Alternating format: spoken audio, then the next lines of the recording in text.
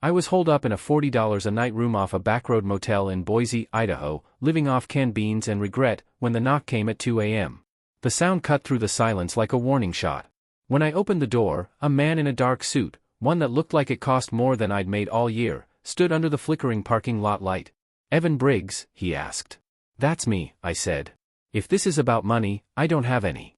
He looked past me into the room, bare mattress, a single chair, boxes stacked against a wall that used to be my life. "Your ex-wife doesn't know I'm here," he said quietly.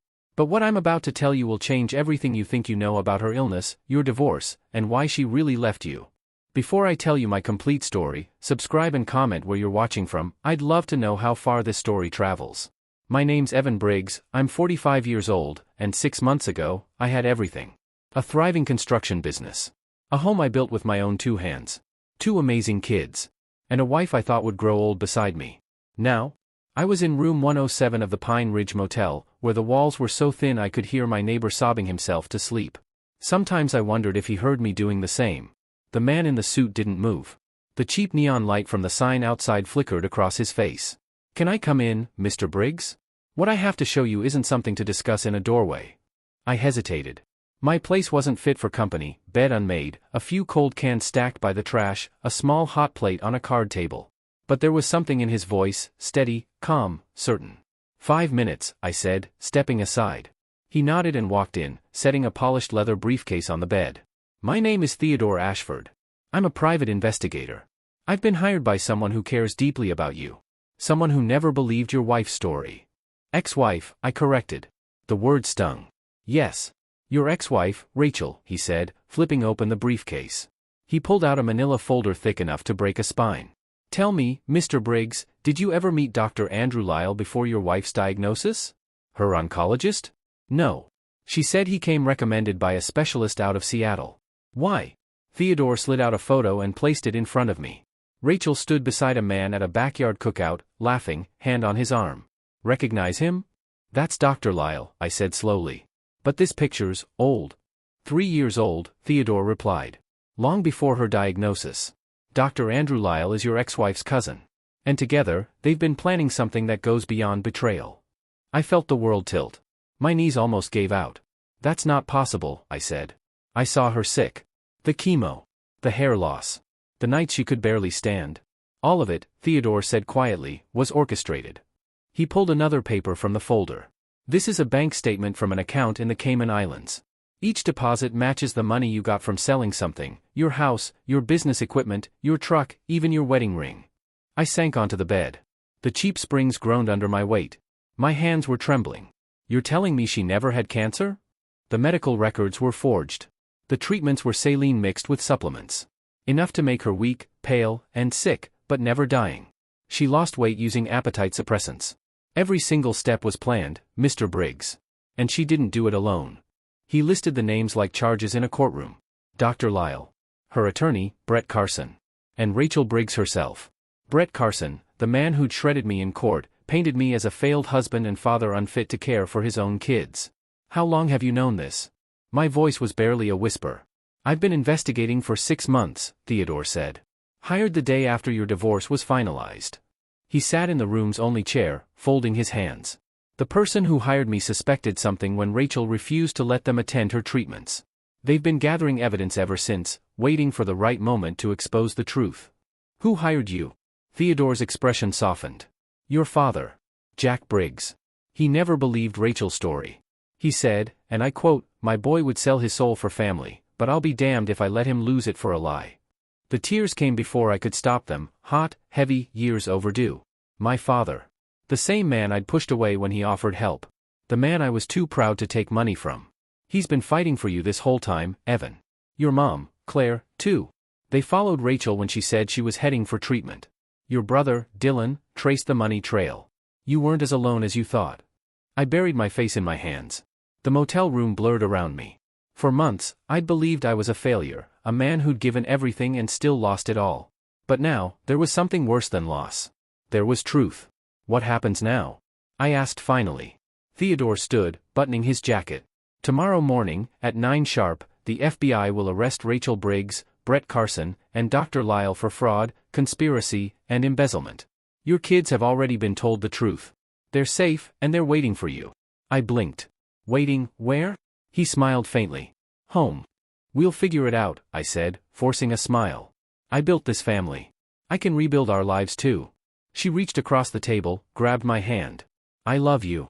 I love you too, I said. Looking back, I should have seen it. The small tells. The way she avoided eye contact when she said she loved me. The late-night phone calls to her sister. The sudden way she became distant yet calm, like someone already planning an escape. But I didn't see it. Because when you love someone enough to sell everything for them, you also love them enough to believe every lie. Within 2 weeks, the bills started rolling in. One after another. First one, $47,000. Insurance covered 12. I drained our savings for the rest. Rachel caught me staring at the empty account balance the next morning. Maybe we should find a cheaper hospital, she said softly. There is no cheaper way to fight stage 3, I said. Dr. Lyle's the best. She kissed me on the forehead, a quick, distracted kiss, and said, then we'll do whatever it takes. That was the day everything started slipping away. And I didn't even realize I was helping her take it all. The next few months became a blur of numbers, debt, and desperation.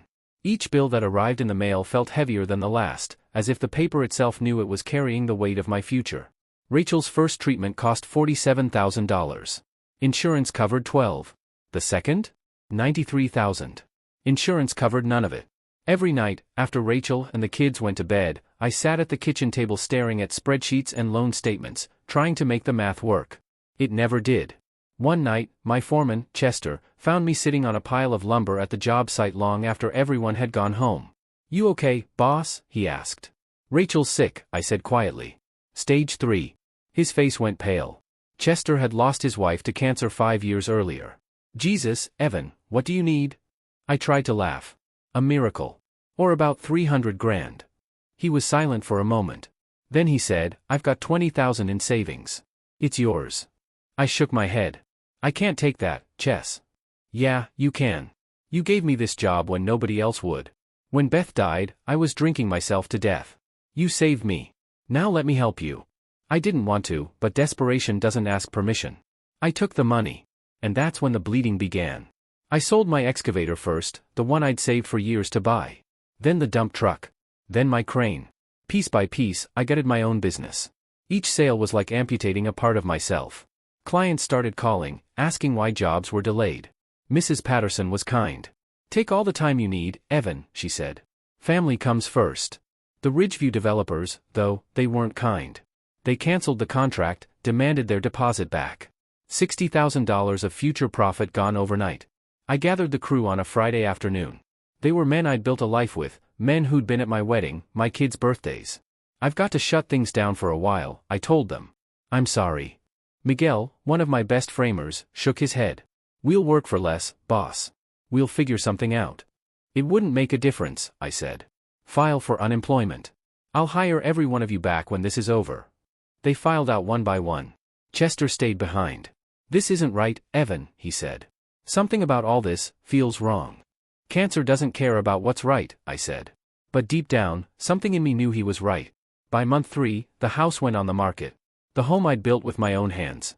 The place where my son took his first steps, where we carved L+E into the stair banister when Lila was born. Noah found me standing in the garage, staring at the workbench I'd built the day he came home from the hospital. Are we really moving, Dad? He asked. Just temporary, son, I said, forcing a smile. When Mom gets better, we'll build another one. Bigger and better. He looked up at me, his eyes filling. I don't want a better one. I want this one. So did I. But 2 weeks later, the house sold. $415,000. After paying off the mortgage, we cleared about $300,000, every cent of which went straight to medical bills. We moved into a cramped 2-bedroom apartment downtown. Lila had to share a room with her brother for the first time in her life. She didn't complain, at least not to me. But I could hear her crying through the thin walls. My father came by one night and saw me packing my tools. Son, he said, his voice low. This has gone far enough. Let me help. Dad, you and Mom need your retirement. I'll be fine. We don't need the money, he said. We need our son back. I can't take it, Dad. He slammed his hand on the table, hard enough to rattle the dishes. Damn your pride, boy. You're drowning and you won't take the life raft. My wife. My responsibility, I said quietly. He stared at me for a long time, then said, "Family means carrying each other when the other one can't walk. Don't forget that." I forgot anyway. The wedding ring was the last thing to go.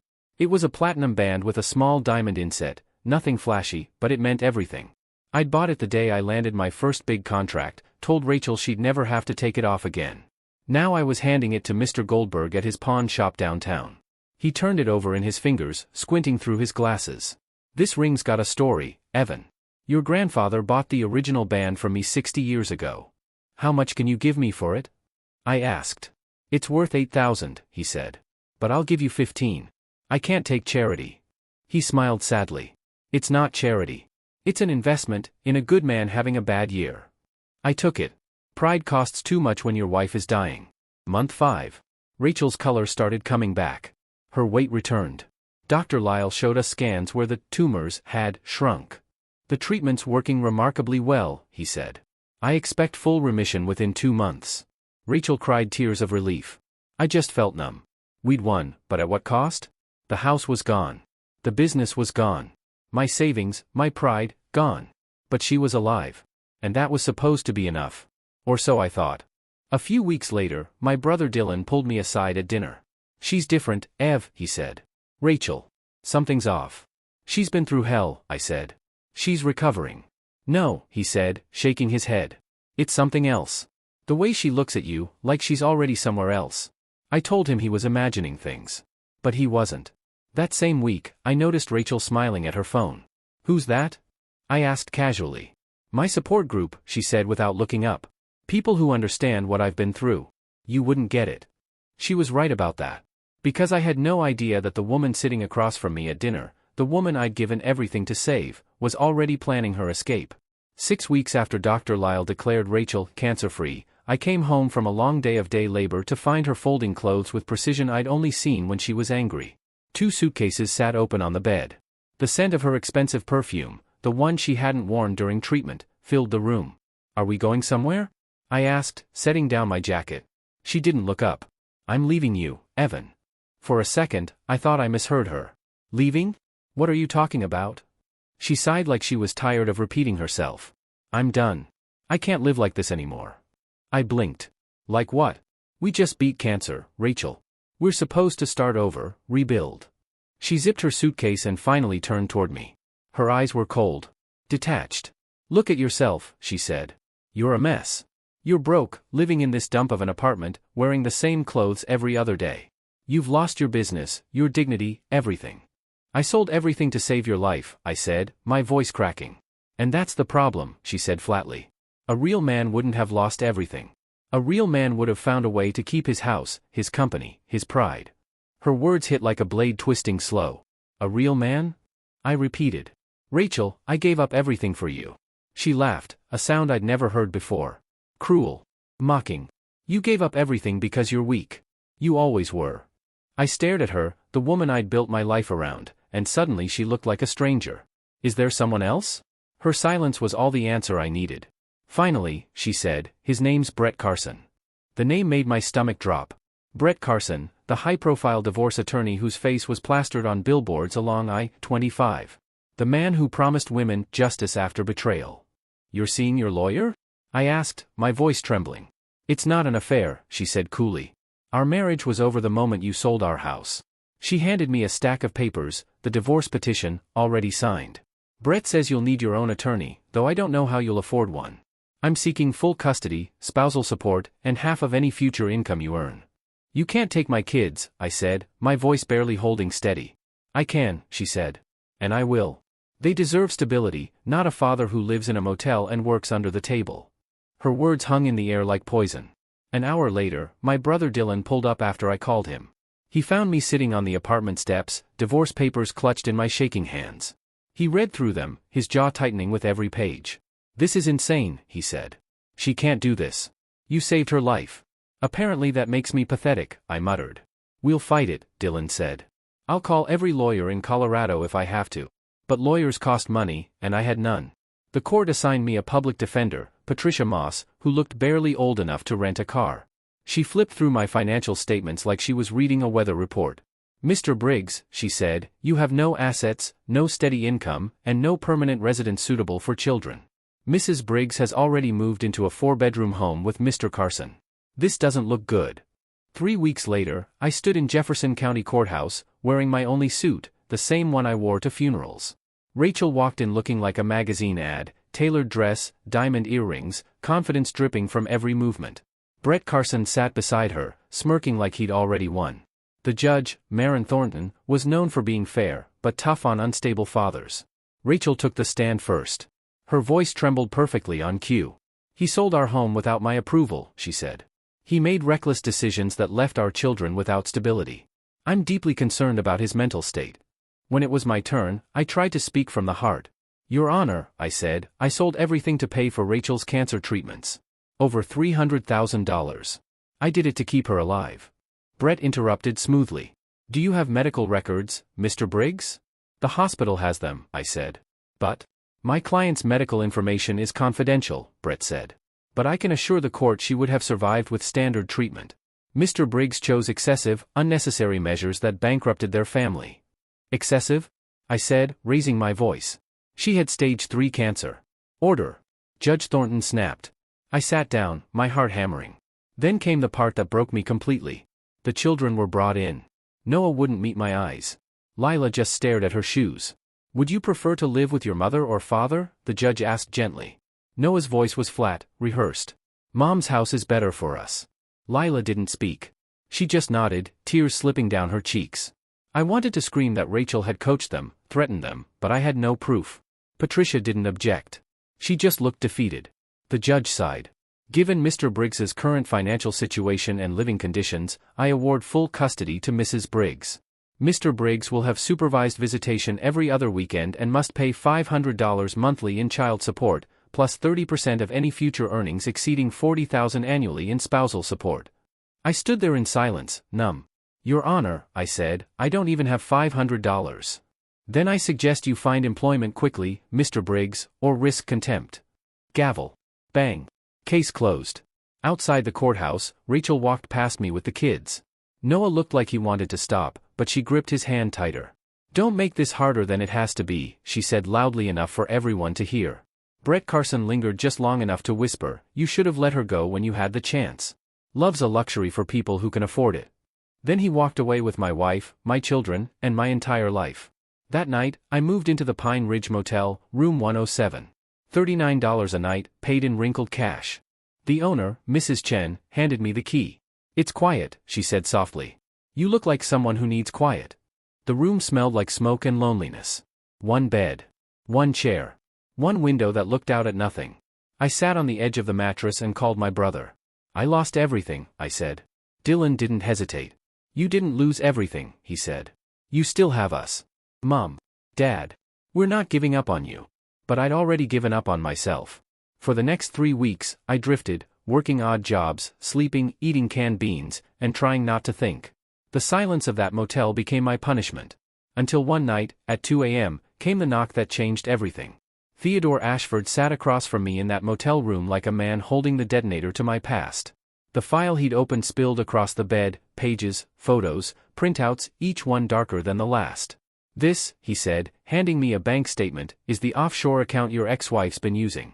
Every time you sold something, your house, your truck, your ring, she deposited a matching amount here." I stared at the paper. Cayman Islands. Account ending in 47B2. Deposits totaling just over $800,000. She took everything," I whispered. "She orchestrated everything," Theodore said calmly. "The diagnosis, the treatments, the sympathy, all of it. With help from Dr. Lyle and Brett Carson." I felt my pulse in my ears. "You're telling me she never had cancer?" He nodded. "The medical records were fabricated. The chemo treatments were saline mixed with supplements. Dr. Lyle prescribed diet pills and nausea meds to simulate side effects. She starved herself, made herself sick just enough to look the part. She was never dying, Evan. She was acting."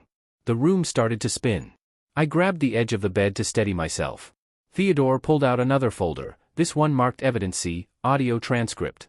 "This is a recording from 3 days before she filed for divorce. Would you like me to read it?" I could barely nod. Theodore cleared his throat. "Brett Carson says, is Evan suspicious?" Rachel replies, he's too tired to think straight. The fool sold his wedding ring yesterday and cried in the pawn shop. Carson laughs and says, perfect. File the papers Monday. By the time he figures it out, we'll be in Bermuda with his money. I felt something in me break. My vision blurred red. My fist went through the motel wall before I knew I'd moved. They laughed about it, I said, voice shaking. She watched me fall apart, and she laughed. Theodore didn't flinch. Your father suspected something 6 months ago, he said. When Rachel refused to let him visit during her so-called treatments, he knew something wasn't right. He hired me quietly and started documenting everything. How long have you had this? I asked. Long enough, he said. But we couldn't act until we had airtight evidence. One wrong move and she would have disappeared with the money and your kids. He pulled out his phone and hit play on a video. Dr. Andrew Lyle sat in an interrogation room, pale and sweating. A voice off camera asked, you're confessing to falsifying medical records and participating in financial fraud in exchange for leniency, correct? Yes, Lyle said, shaking. Rachel came to me 2 years ago. Said her husband was dull, that she wanted a way out with money. I told her it was insane. She offered me 30% of whatever she got. I was drowning in gambling debt. I took the deal. He swallowed. She never had cancer. Every skin I gave them was from other patients, edited.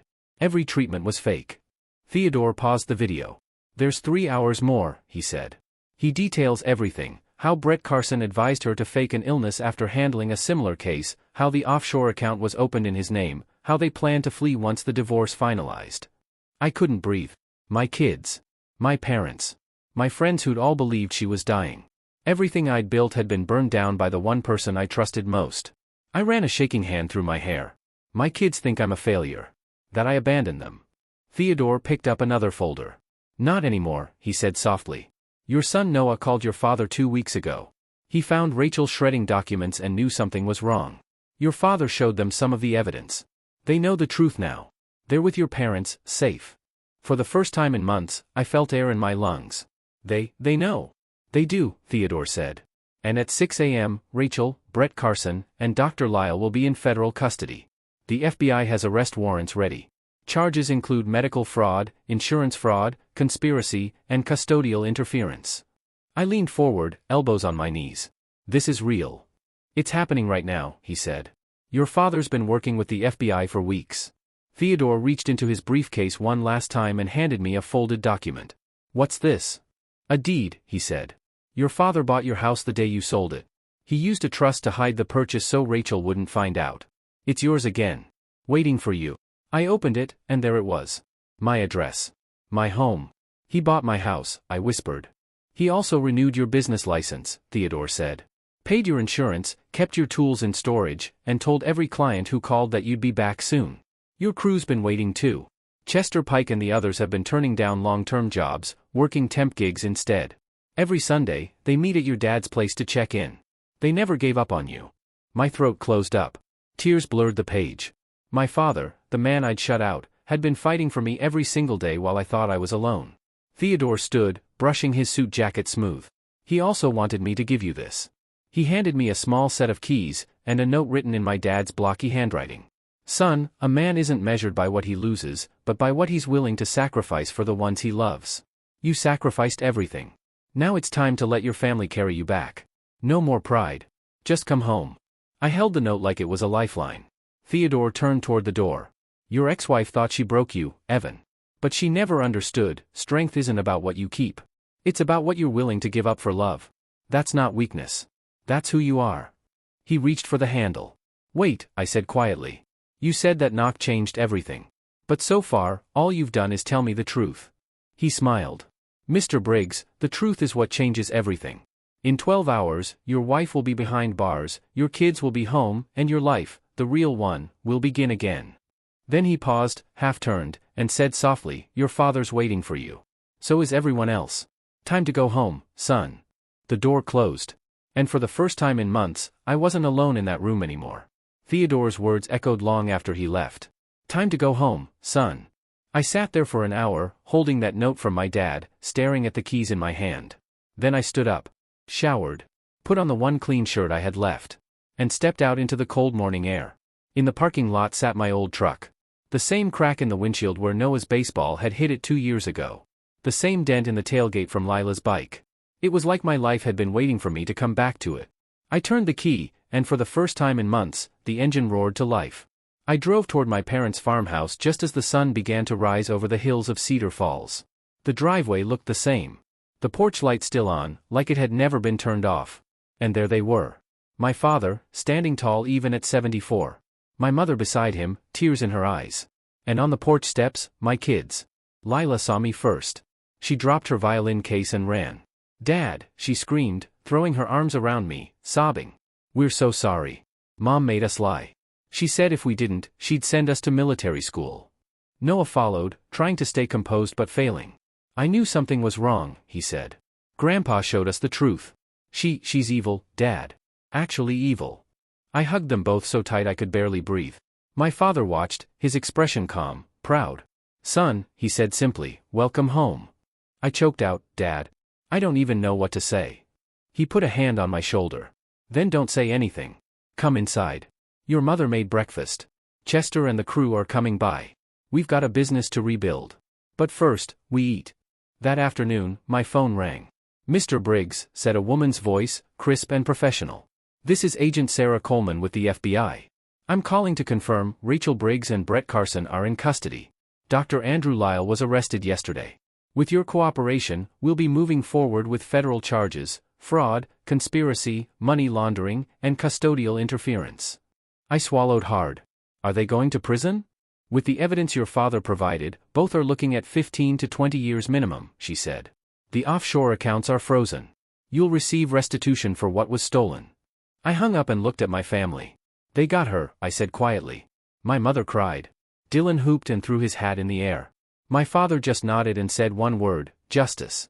6 months later, I stood in my rebuilt workshop, the same place where my life had fallen apart, and now, where it was coming back together. Hanging on the wall was the key from room 107. Not as a reminder of failure, but proof that even rock bottom can become solid ground if you build from it. Rachel was sentenced to 12 years in federal prison. Brett Carson got 15 and lost his license to practice law. Dr. Lyle, 8 years and no medical career. The money I got back helped restart Briggs & Sons construction. The old crew came back one by one. Chester walked in first, holding 2 coffees. "Mrs. Patterson wants a new guest house," he said. "Says she'll wait as long as it takes to get you." I smiled. "Tell her we'll start next month." My father showed up most mornings too, just like he used to. Still running his fingers over the woodwork, still finding flaws I couldn't see. "Looks good," he'd say, then tap a corner joint. "But that one could be tighter." "Old habits die hard, huh?" I'd grin. "Good habits don't die at all," he'd reply. One afternoon, Lila was helping me sand a shelf for her grandmother. "Dad," she asked softly, "how do you trust people again after what Mom did?" I thought for a long time before answering. "Your grandpa taught me something," I said. "Trust, but verify. It's okay to love people completely. Just don't close your eyes while you do it." Noah looked up from the workbench. "Do you hate her?" I shook my head. "No. Hate means she still controls me. I just feel sorry for her. She had a family who loved her, and she threw it away for money that's now frozen in a government vault. That's not victory, that's prison, even before the bars." They both nodded. And I saw something in their eyes I hadn't seen in a year: peace. 2 weeks later, I got a call from a man in Texas. "My wife's sick," he said. "Something feels off. The doctor's stories don't line up. A private investigator named Ashford gave me your number." I met with him. Looked through his documents. 3 discrepancies, forged signatures, an outdated hospital logo, and a prescription for the wrong medication. His wife was arrested 2 months later. He still had his home. His savings. His life. "How can I ever thank you?" he asked. "You just did," I said. "Every time someone else gets saved, what I went through means something." That spring, Lila played her solo at the school concert, the same one I'd promised to attend when life was still perfect. I sat in the front row, surrounded by my parents, my brother, and my old crew. When she finished, I felt tears in my eyes, not of pain, but of gratitude. Because that was the moment I finally understood. Rock bottom isn't the end. It's the start of rebuilding, the foundation of who you become next. Now, that key from room 107 hangs on a hook by my workbench. Not to remind me of how far I fell, but how far I climbed back. Every morning, when I grab my tools, I see it. And I remember that strength isn't measured by what you keep. It's measured by what you're willing to lose for love, and what you choose to rebuild after betrayal. If this story moved you, if you've ever given everything for someone who broke you, remember, your story isn't over. There are people fighting for you, even when you think no one is. Sometimes they wear a suit and carry evidence. Sometimes they're your father, your brother, or your future self who refuses to give up. If this story reminded you that strength is born in the wreckage, subscribe, share it, and comment where you're watching from.